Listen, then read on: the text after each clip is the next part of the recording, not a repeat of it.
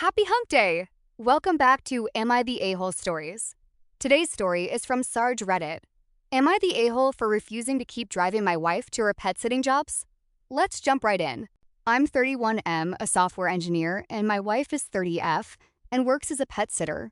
She's genuinely good at her job, but the transportation involved has become a major source of stress in our marriage.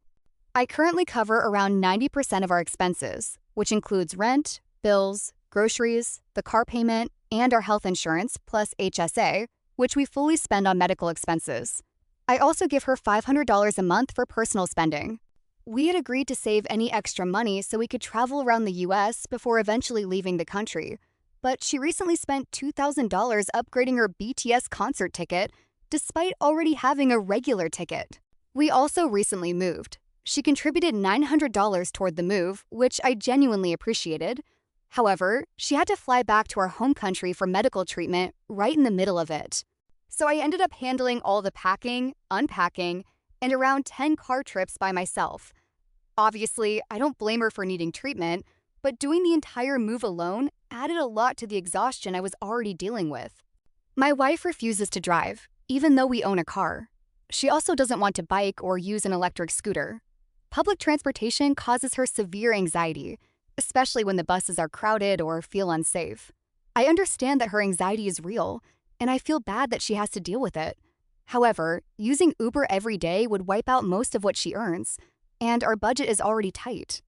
I work from home usually 10 to 11 hours a day, and I'm working toward a promotion while dealing with a very unstable tech job market.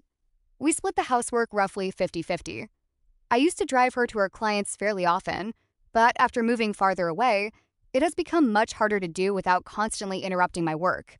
Today, she texted me from a crowded bus because she was panicking, and I tried to support her over text as much as I could.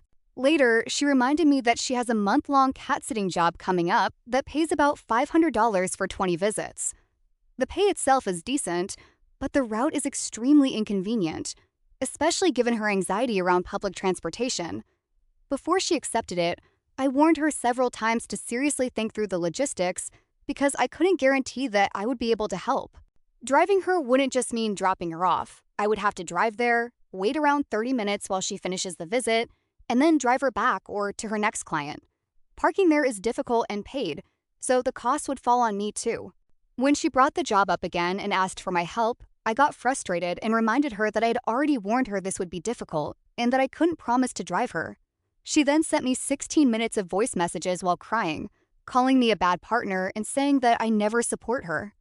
I finally snapped and told her that I would gladly help more if I actually had the time, and that she might understand my exhaustion better if she worked the same hours I do instead of 3 to 4 hours a day. I know that was harsh and dismissive. She responded that I'm always whining about my schedule. I cover nearly all our shared expenses, do half the housework, and help with her job whenever I realistically can. But the moment I set a hard boundary because I'm completely exhausted, I'm suddenly the bad guy. Am I the a-hole? Personally, not the a-hole. I get it, she loves animals and loves her job babysitting and taking care of animals, but we have to be realistic here. You work a full-time job. You pay majority of the bills already and can afford to give her personal spending money. If she truly wanted to contribute, she would make the effort to drive to her jobs. It's not like you need the car for your job. It sounds like you work from home, so then the car is at her disposal. I'm trying to wrap my head around how a $500 cat-sitting job is more important than your full-time job that pays the bills and will allow you guys to leave the country. A side note, what the heck? She upgraded her BTS concert ticket for $2,000? Like, I get being a fangirl and all. I used to love SES back in the day, along with Britney Spears, NSYNC, Backstreet Boys, and more. I love to attend concerts, but I would not be dropping $2,000 just to see a boy band. Wow. So listeners, you heard my thoughts. Now I want to hear yours. Was the OP an a-hole for not wanting to drive his wife to her pet-sitting jobs? Or was the OP in the right? Comment below your thoughts, and until next time.